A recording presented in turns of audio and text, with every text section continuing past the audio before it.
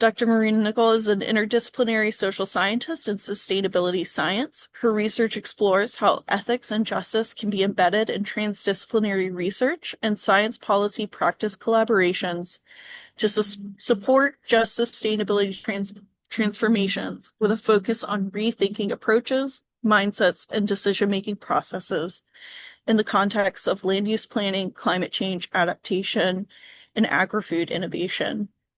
She currently works as a postdoctoral researcher at the Konrad Lorenz Institute for Evolution and Cognition Research in Klosterneuburg. Klosterneuburg, yeah, I can help you. Klosterneuburg, Austria. So I'm going to welcome her to start her presentation. Thank you very much, Kim. Hello, everyone. Thank you for inviting me. It's a pleasure to be here. I'll try to share my presentation now. Hope I can do it correctly, that you do not see my notes. Do you see the slides and not see the notes? Cool. Yes. Thank you. Thank you. Yeah, I'm happy to be here and share some reflections and experiences from the last years of working in different transdisciplinary projects. In my part of the talk, I will be focusing more on equity and justice, how to maybe recognize it, how to attend to it in the design and implementation of such projects. But before I get to that, I'd like to share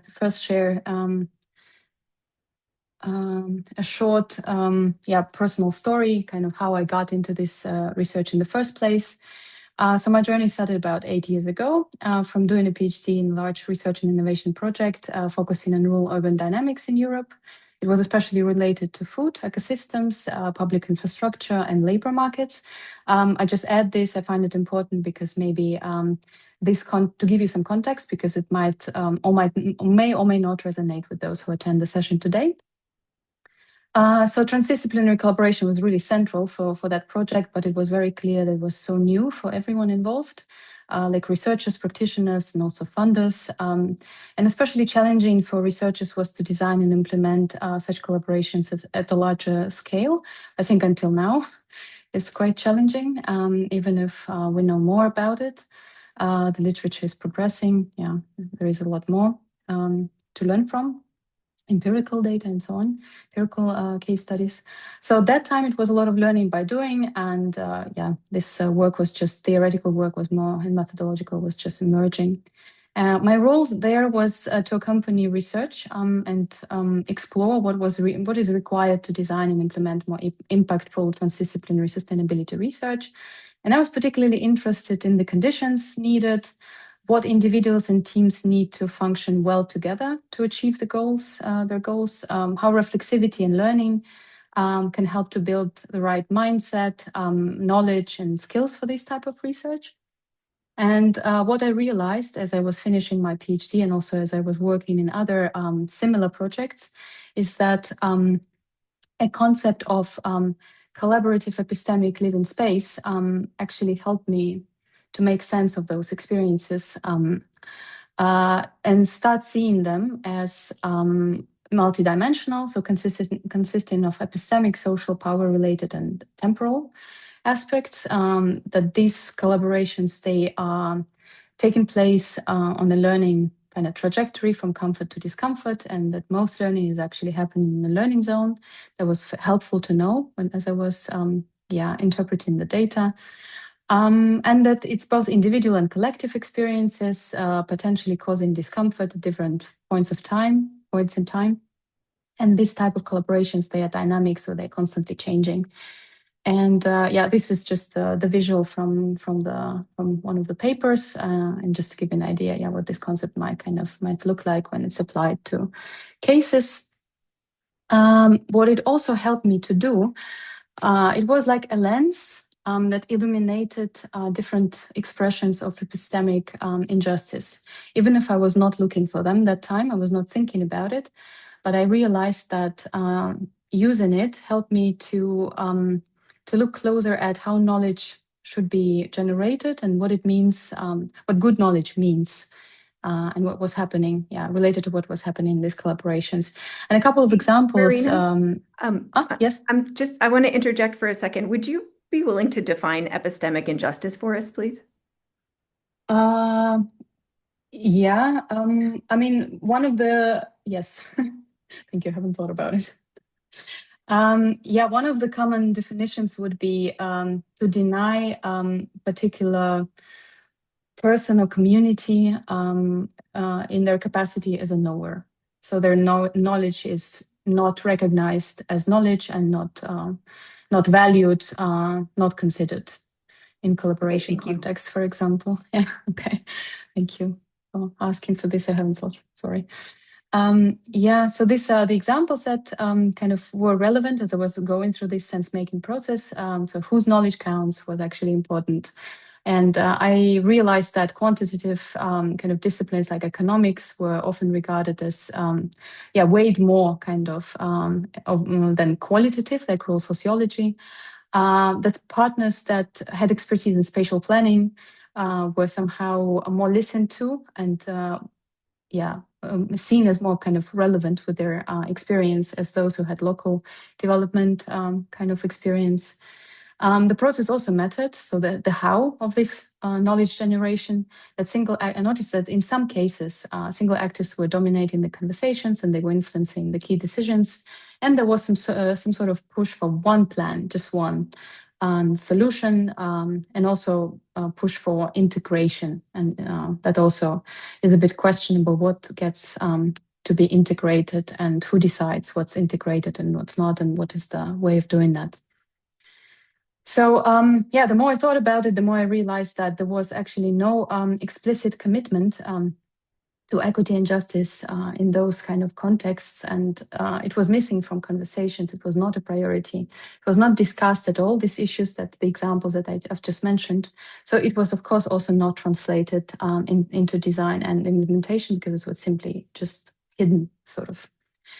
But what I'd like to argue is that it can be different, and I want to share what we are learning in another project, in the project where I'm currently working. It's called Plus Change, and its goal is to create strategies and decision-making process for more sustainable land use, addressing issues related to biodiversity, climate, and human well-being. It's a big project. It started 3 years ago, so we are already in the final phase. It has, we have 12 practice cases or case studies, key study areas, and they cover urban, peri-urban, and rural. Again, just to give you some context of what we're doing, what's going on. And so I'm co-leading some work on equity and justice in this project with these great colleagues. I've seen that at least one of them is present here. And many more, of course, project colleagues in the project. And what I find quite inspiring about this project specifically is that the focus on equity and justice is really explicit, and it's thought of at the level of design and at the level of kind of daily implementation of the project.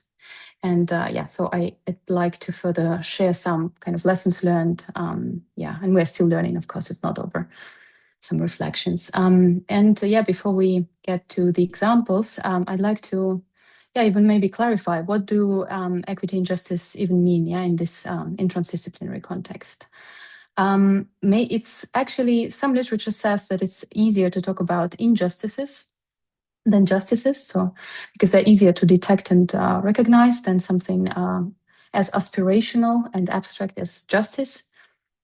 And just to give you a couple of examples of injustice situations in Plus Change, and maybe those that are more obvious to some of the participants today, unequal influence over resource allocation and decisions taken, but also exclusion or limited participation of different groups, population groups, like those that are marginalized, vulnerable, previously uninvited, in processes like revisions of regional spatial plans or park management. So we have different examples in the project, or public communication processes. Also, language barriers are quite a typical example, and not necessarily a language as English, German, or French, but also academic language or policy language that could be quite inaccessible for different population groups that are kind of supposed to work together in this project. Maybe what is less obvious could be the lack of sensitivity to equity and justice in problem framing research methods like modeling or scenarios, which might lead to bias in results and their interpretation. That's what our partners have acknowledged by now, for example, in the work that we are doing together in this project, in communication approaches or data collection approaches that are not designed for accessing marginalized, vulnerable population groups. For example, when planning workshops, not thinking of the time of the day or day of the week or infrastructure of certain buildings. So yeah, in this case, could be a bit overlooked. And also mismatch between affected and involved stakeholder groups. So what we're learning is, what we have learned already, that there is a direct connection between the how, the process, whether it's kind of sensitive to ethics, to equity and justice or not, and the what, yeah, so the kind of the outputs and outcomes that are emerging from those projects. So in the next couple of slides, I will share a couple of strategies that we are using in the project that help us. So the first group is related to conditions. So it's about cultivating safer spaces, because it's hard to ensure that they are completely safe. So this is just a notion that some of the researchers are using to call them safer spaces. And that includes remaining alert to positionality and power dynamics that's unfolding in teams, introducing so-called safe space rules in every kind of interaction that we have with partners. It's about building a community interested in equity and justice. That includes in our project research partners, practice partners, ambassadors that are also representing those who are normally not included in land use decision-making, different population groups. It's also about, these conditions are also about monitoring and continuous monitoring and adjustment to emerging needs in the project. And that's something that we've experienced as a very important to pay attention to as we were going through different phases of the project. The second one is about processes, related to processes and practices, which we would refer to as reflexive, relational, careful, capacity-oriented. And the examples of those could be the various forums for exchanges that we have and for decision-making. That includes ethics webinars. This is a photo of the ethics webinar, the first one that we ran. I ran together with my colleague Guido Caniglia on this photo. Co-development of equity and justice plans that partners did, the analysis that we've done of these plans and learning about partners' understanding of justice, consortium meetings, different project level meetings at different levels, and kind of gathering, pulling together kind of different communities, let's say, in the project. These practices are also related to building capacities, like the kind of the mindset, and in this respect, kind of collaborating with care, humility about own knowledge and limitations of own knowledge, courage maybe to stay in the discomfort sometimes and learn and keep doing this work, which is difficult and challenging. It's about creating knowledge, also theoretical, on the topics related to justice, for example. That's something that partners have learned with us as we were developing this work together. Skills related to action, experimenting, learning by doing, and building this joint commitment and trying to do your best and not striving for perfection. And the last strategy, last group of strategies, I'd call them equity and justice sensitive methods or tools. And in our case, it included Project Handbook, for example, a transdisciplinary roadmap that was co-created with partners, Ethics Handbook that was also, we used a lot of input from the partners and also asked for feedback and revised it. So these tools they introduced norms and provided guidance for joint work. And we also developed the Justice Lens to guide thinking and action. You can also check Ethics Handbook if you're interested. It's an interesting and helpful tool. has been so far in our project. And we also use some creative and art-based approaches. And this is just one of the examples. We asked partners, which was both fun and quite insightful. If justice and land use change were an animal, which animal would it be? And you see some answers and also some explanations. And someone said dodo because it doesn't exist. So there were all kinds of answers, but it actually was very stimulating to have a discussion and not asking directly what is justice and land use change for you, but like, if it's an animal, who is this and why? So that was nice experience. We've done it several times. And this is my final slide, basically. So talking about any signs of progress in terms of shifting institutional cultures. Yeah, we do notice this as we go through the project. We also get feedback. We have different reflexive sessions. And this is just recently what we heard from one of the partners when we asked them to reflect on what has happened to them, to their team, individually, and the organizational level in terms of what they've learned related to equity and justice. And this is the answer to at the organizational level. This equity and justice plan created space for internal reflection, discussion on ethics, justice, and public interest, complementing our legally defined planning responsibilities. So they see opportunities for these kind of approaches, and for building legitimacy, trust, and shared understanding. But also, of course, it's difficult because it's linked to mandates, formal procedures, and there is limited flexibility leeway for them. But overall, they see that this experience, this engagement in this type of work and being part of this community, as we call it in the project, has reinforced the understanding that this addressing justice in spatial planning is a long-term collective process requiring cooperation across governance levels and between administrative, scientific, and societal actors. So that is it. I don't know how I am with the time. I hope it's not too much, too long. But feel free to reach out, and I would love to hear maybe the questions and have a discussion. Thank you. I'll stop sharing, I guess. Yeah. Thank you so much, Marina. That was wonderful. I am going to share my screen and introduce our next speaker, Dr. David Hart.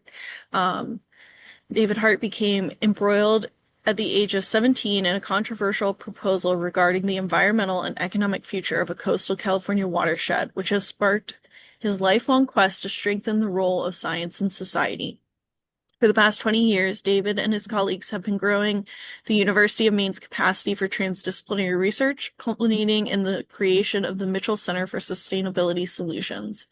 More than 300 faculty and 1,000 students from 17 universities representing the natural and social sciences, engineering, design, and humanities have participated in these diverse partnerships. So please join me in welcoming David.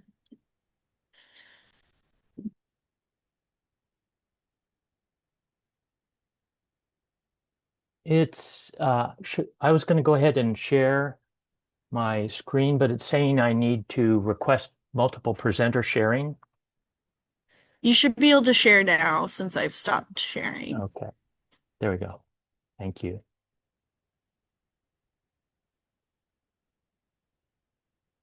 Well, thank you so much, Kim, and thanks to everybody on the InterReach team. Really amazing the work you do. I've gone and watched a lot of your talks. They're very helpful. And special thanks to Gabrielle and Peter for the great work at I2 Insights. And my new special friend from many conversations and emails is Marina, whose work I admire, and she gives me hope for the future. So that's great too. So I'm going to talk briefly about some of the work my colleagues and I have done, and emphasis on my colleagues. None of this would have happened had it not been for just a lot of people who are really committed to this work, and I'll try to give you some examples of that. That's interesting. So, we work on wicked problems. Sustainability is one of them, and you could have all different definitions, but let's just say they're pretty darn complicated, and that they involve people from across society who have very different values, and so those divergent values are part of the challenge as well.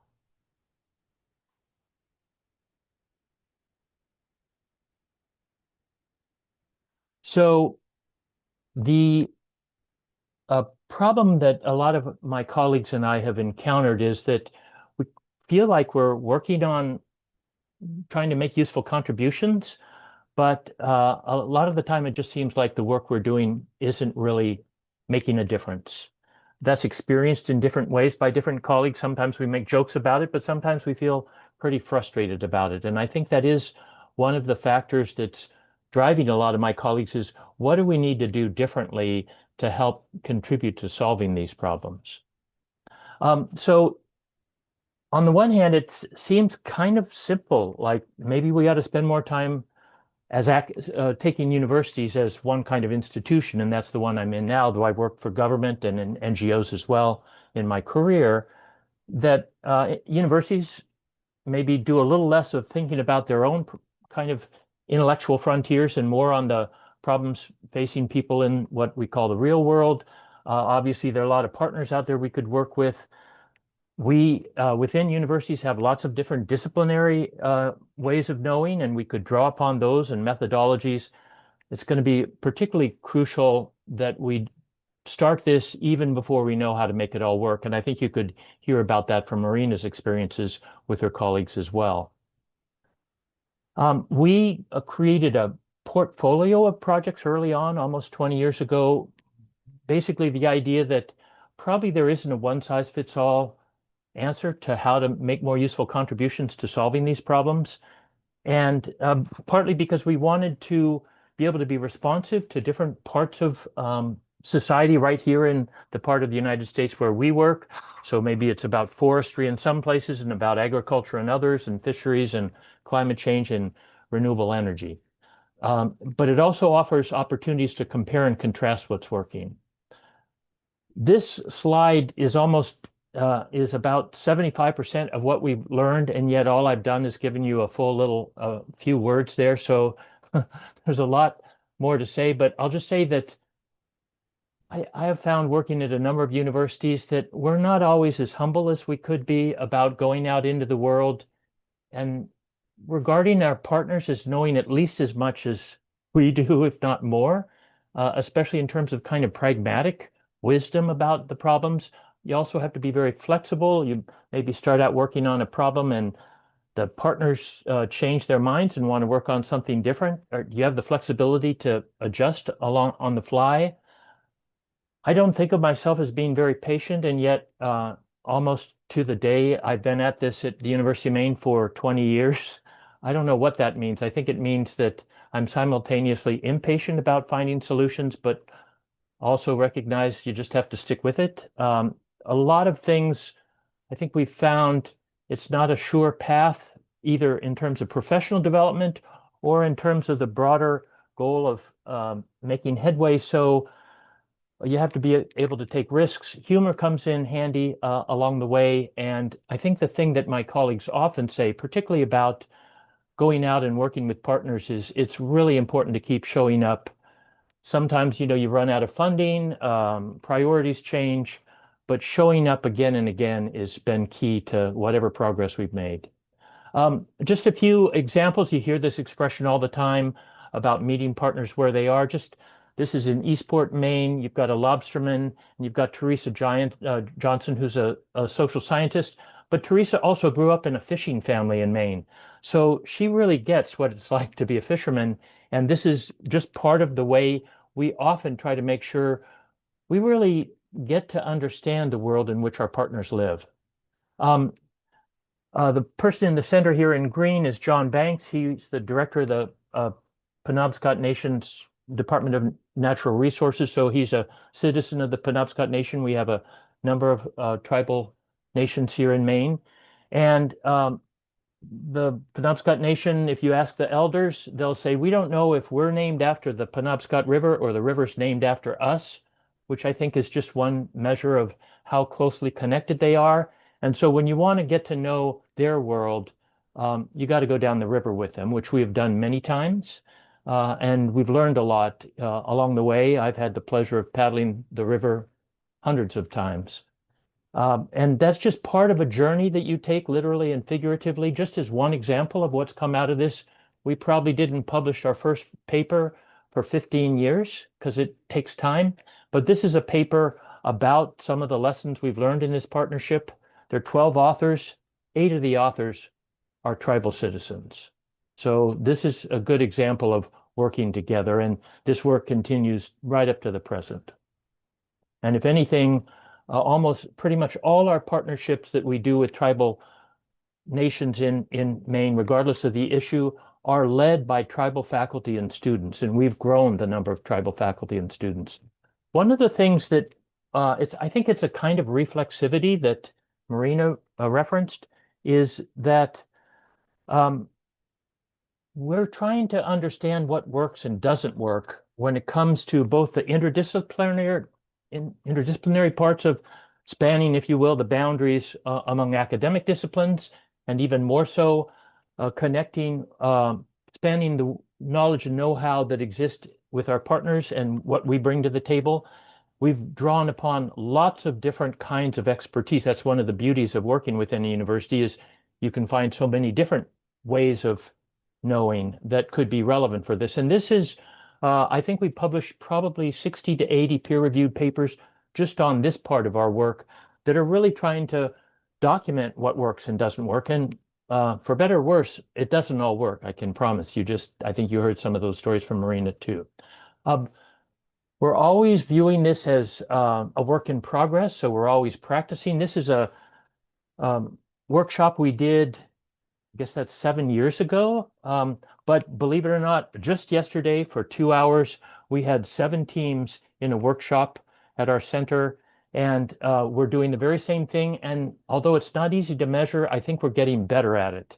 The teams are better able to work together across their academic differences, and they're much more committed and able to work with partners than in the early days. So that's kind of encouraging, even if it's hard to measure our progress.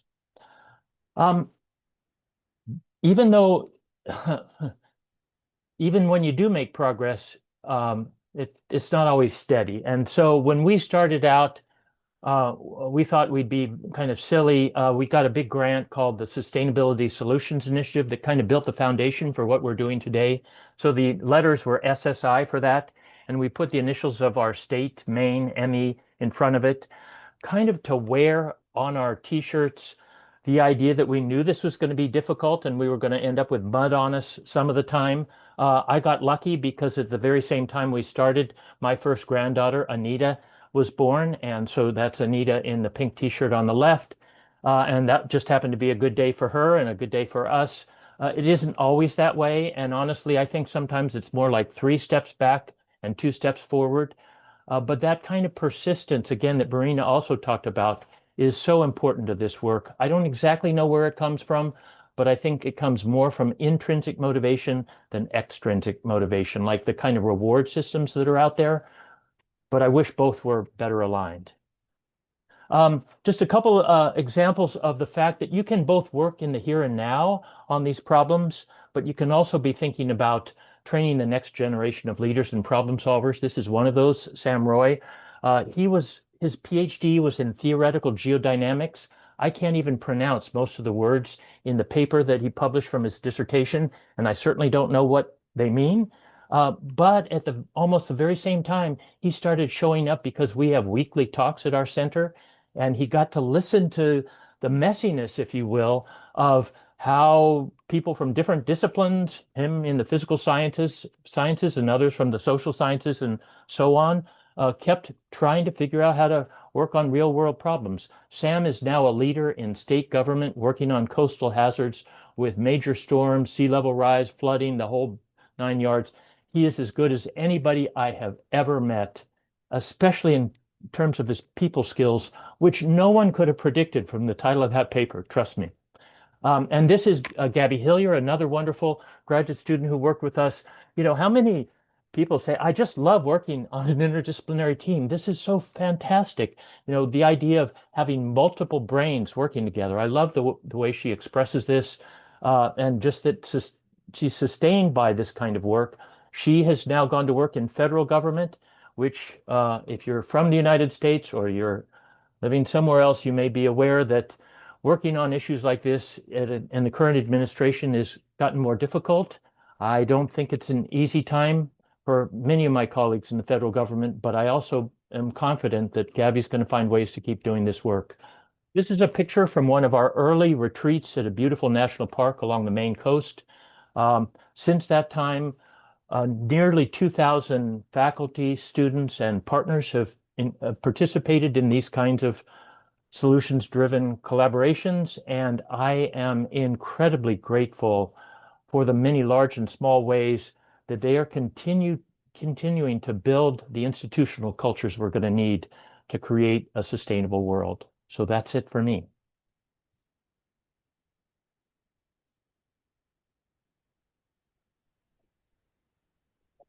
Great. Thank you so much, David. That was wonderful.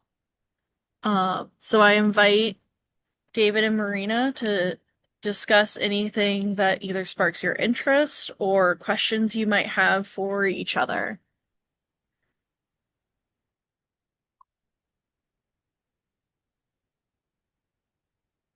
David, do you have any for me or? Yeah, well, I've got a lot. Me and too. we can just do this in any way you want. So I had the pleasure of talking to Marina a number of times before this, which was just wonderful in its own right, and reading some of her work. I think of some of the things you talked about today. I guess maybe I'll start towards the end. You talked about the norms that you're developing for this work, which I think has been really important for us too, but it's still a work in progress, and norms are these squishy things that I don't really understand. Can you say more about what they are for your work and which things have facilitated the development of shared norms? Yeah, thank you. That's a good question. We have this, I mentioned the project handbook. So this has been a really amazing tool for us in the project, because a lot of these things are kind of in there, but we also keep practicing them. So we refer to this handbook on different occasions, but they are kind of in the beginning just laid out there. They are related to, I think, also safe spaces and like having, making sure. Well, this I mentioned also safe space rules. This is has become one of the norm in our project, in this collaboration, that it's like a mantra before we start any meeting, reminding ourselves that we should take care with the talking time, that we should be respectful. So there are like several points. There are also quite open norms about how we deal with collaborating. How do we do this collaboration? For example, related to publications as well. Like we have kind of rules on this. If you are planning to, as a researcher, if you have in mind to kind of write something, publish something, you need to make sure that this is open access within the consortium, because people might realize that they have contributed to part of this work. Sure. And they deserve to be part of this scientific also endeavor if they like to.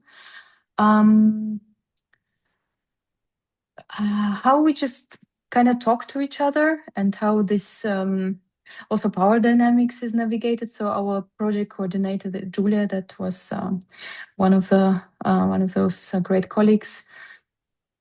She is setting such a great example of how to manage such projects, which is another big topic related to capacities. This is one of my reflections. That it's actually really important that the core team of a transdisciplinary project is actually experienced, knows what kind of, I mentioned a couple of times, I think, the right mindset and knowledge and skills. So I feel like this is sort of fundamental, that at least the core team, those who maybe write the proposal and those who maybe write the part on, like in our case, ethics, equity, and justice, that they kind of know how to do this work, and they have values that are aligned with transdisciplinary research. So the way I think she has dealt with some of the issues that were emerging in the project was remarkable to me personally. So I'm still like very kind of inspired by this project and the leadership. I wanted to add something else. Okay, no, I don't remember anymore. Anyway, yeah, please continue. That's great. Those are hope I've clarified. really resonate. Yeah. Oh, big time. Although I think it also, the people who are good at that, we need more of them, huh? Yeah. Of course, we learn a lot in such projects. That's what I wanted to mention. The phases. Maybe a lot of you know of this group development phases. I think it was actually developed in the US. So we noticed as we were going through the project that we really do go through those phases. What is it? The forming, storming, norming, beforming, adjourning, I think is the last one. Yeah. So we really kind of noticed when one phase is sort of over and the transition. And that was remarkable how the project coordinator and some other colleagues, and I was a bit involved in this too, how we had to brainstorm and kind of come up with solutions. How do we deal with the challenges? But it was always careful. That's something I'm proud to say. Yeah, that's great. Good for you. Trying. Thanks for this question. I have also a couple, but if you have something else. Well, I feel like maybe we ought to just each do one and then open it up for something. Yeah. I have a question to you. So you have a lot of experience, so many years of experience doing this type of work. What would you have done differently? Are you just saying I'm old? Is that what you're trying to say, Marina? No, I'm saying you're wise. Go ahead. I'm sorry. Age is just a number. Anyway. What would you have done differently if you had started this work all over again? Because even I, having worked for about 8 years in this type of research, I already see, would have done quite a few things differently. I'm sure you have insights on this to younger you starting this work. So, wow. We went through some kind of strange growing pains that might have been looked at by some people as success. Early, we planned this for several years, what we wanted to do, and even the growing pains, the group development, the storming, norming stuff, forming, storming, norming. We talked about all of that, but then we got a $20 million grant, which in our world is a lot. And because it was a lot of money, it was a lot of people, and it was spread across a big area. And we all kind of had to, and the funder wanted us to do it really fast. And I think it was real tension about kind of feeling like you had to move faster than what I might now call the speed of trust. This idea of being really listening to each other and learning and kind of listening early, like early interventions. I was going to ask you about conflict, and I'll do another time because it comes up as part of all of life, right? Including this work. Yeah.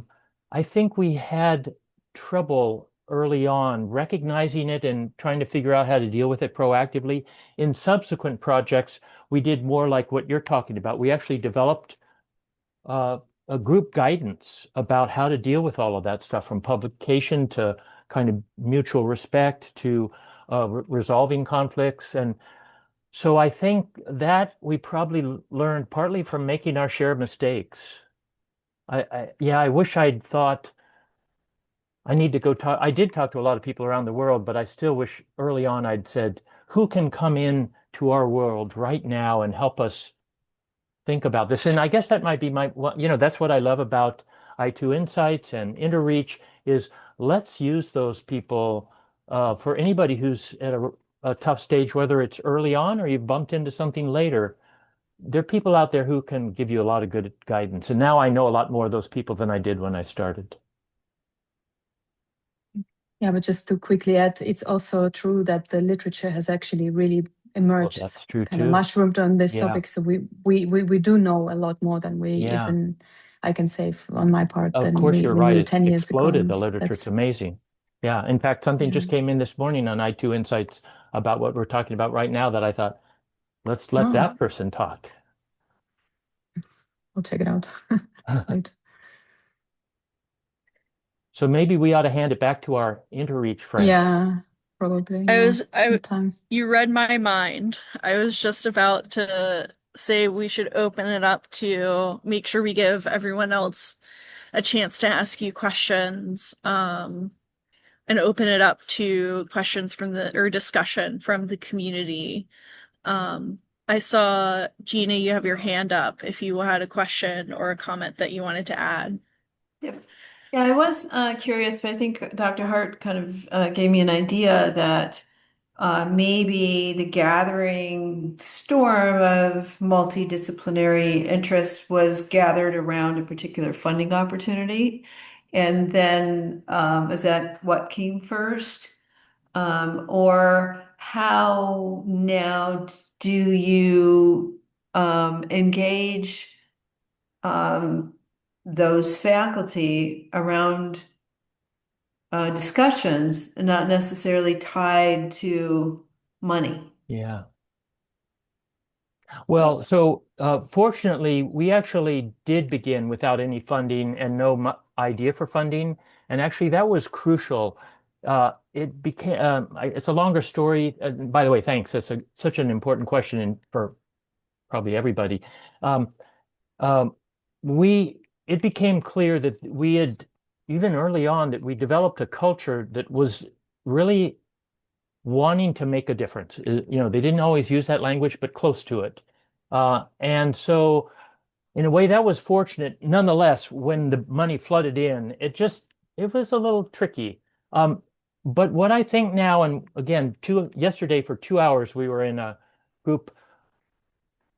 Sometimes we have little bits of money and sometimes we don't have any at all, but there's much more of a group of faculty and students who are just saying, how do we get started?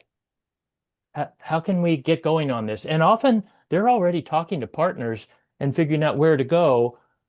Sometimes we're able to go get some significant funding, nothing like the 20 million, but enough to keep them going for a while and support some graduate students. But I do think in a way, even though it's so hard to measure, I think the culture of in working in partnership may be the best thing we've done. All our teams have kept doing this even when money went away. That's kind of wonderful.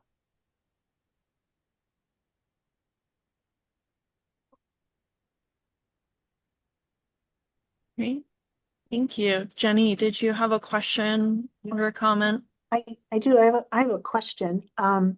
So I love the reference to the stages of team development. My question is about how do you integrate new people and partners over the course of an effort? And is that part of your handbook, kind of the just the onboarding, for lack of another term, to make people, when new people join the effort, so that they feel included and that they are heard and seen, and just how do you manage that process?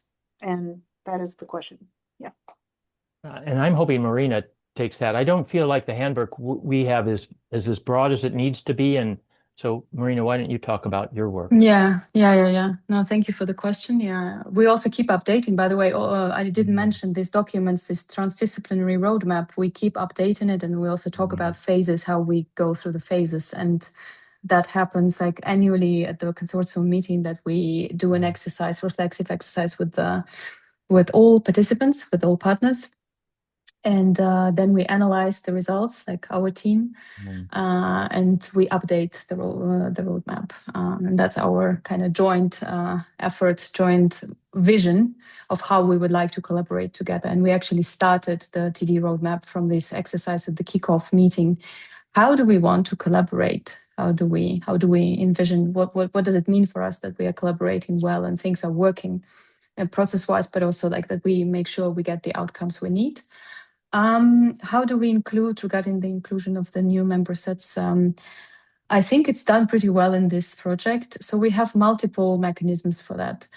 Of course, we have things like contact list, yeah, so that gets updated, of course, newcomers. We also, I find it really helpful, kind of the monthly newsletter. I don't know how common, maybe people can share here in the chat or somewhere, how common is that? But like for our project, it makes so much sense and it's so helpful that every month, so there is a person, a project manager who collects the news, what's going on, contacts the task leaders, and asks what's happening, and then it all kind of is pulled together, and then people know what's going on in the project every month. And also one part of it is that new people, newcomers, so-and-so in this organization, those who left, so-and-so, so everyone knows that as well.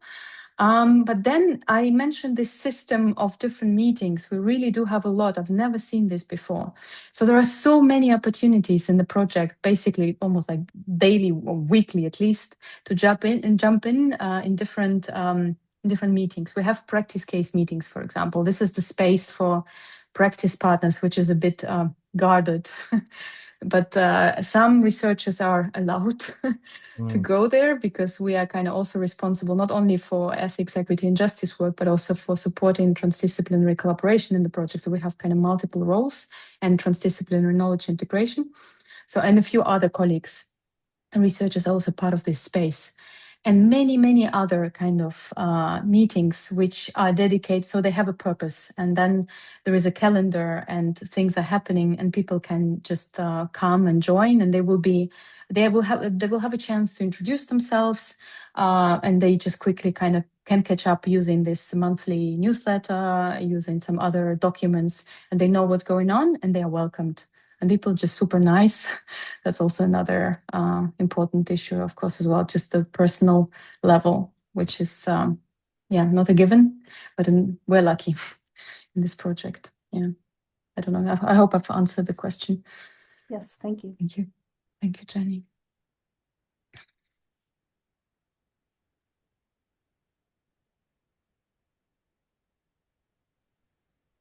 If you have questions, feel free to unmute and ask them out loud, or you can put them in the chat.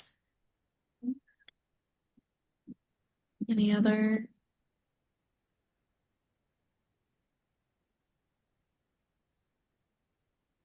Maybe I do have a Yeah, question. So yesterday I met an urban planner here in Germany, and he worked for more than 20 years in urban planning, and he also used participatory methods. And he told me he would rather avoid participation than do it badly. So his argument was when it's done in a bad way, then we have more bad outcomes. And he said, and many people use the letter of Einstein and say those steps. And he says this. Well, he said this is not very useful in a way because his observation was often participation processes are not done well, and I was kind of so I reacted in the same way like you did and said, okay, it's so important to do it, and we have a lot of risk, not to include marginalized or vulnerable groups. But what do you think about that? So what would your arguments be for maybe not avoiding participation, or would you agree maybe on a certain level? In that sense, I would be interested. Maybe it doesn't take a long answer, maybe. I have a view, if I may. I'm thinking of a great book that I recommend to almost anyone I meet, Collaborating with the Enemy of David Kahane. Not sure how to pronounce his name, Canadian writer. So one of the few things things that he says at the beginning of his book is that collaboration is not always needed.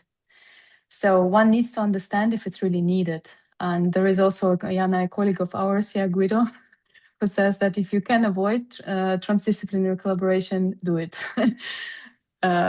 So if it's not really needed, it really depends on the goals, because I think sometimes it's mixed up if it's really needed. So it depends on the problem and the focus If it's not needed, then don't do it. If it's needed, then it's better. I agree with the urban planner to do it properly. But that's a skill. That's what I try to also kind of indicate in my part of the talk, that this is missing still, and it's still difficult. It's still a challenge how to design those projects and how to actually implement them as they go and adapt and learn and address challenges. So it's a skill, also facilitation skills and many skills really, and the right mindset to actually act in a certain way. That would be my answer. Thanks, Jana. Marina, can I just ask you to say a little bit more? So if wicked problems are ones in which divergent values are at play, does that tell us anything about whether we can make any headway in managing those kinds of wicked problems more effectively in the absence of engaged something?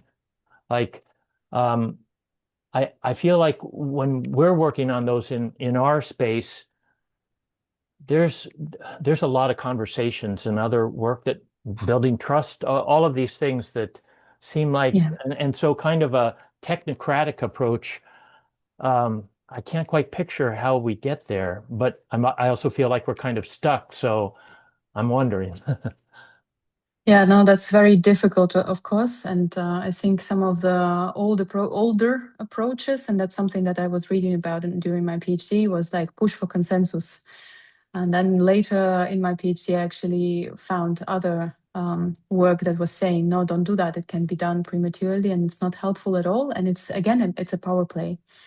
It's just someone who decides, well, which way to go. Again, from this book, from Collaborating with the Enemy, he's talking that about an approach that you don't just go for one plan. You don't push for one solution, one plan, just one thing, but like you try to explore and experiment.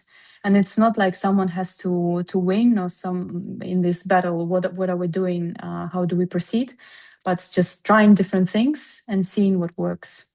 But just to even facilitate this kind of diverse group with different views, priorities, approaches, that's very difficult, and that's a skill. That's this facilitation skill that I felt in my work was sometimes missing in some projects, and it was not taken seriously like it's needed. But I think it is. It's very important how to deal with diversity.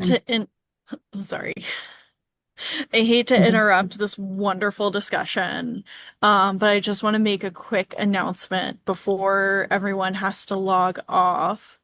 Our next webinar, instead of being the second Tuesday, will be on April 7th. We had to shift for some schedules, so we'll hear about building competencies from Dr. Michelle Bennett and Dr. Stephen Fiore. So we hope to see you next month. We will send an email announcement per usual with more information about that. Thank you so much, everyone, for coming, and please join me in thanking our speakers, Dr. Marina Knickel and Dr. David Hart. This was a wonderful conversation, and thank you so much for coming to speak with us.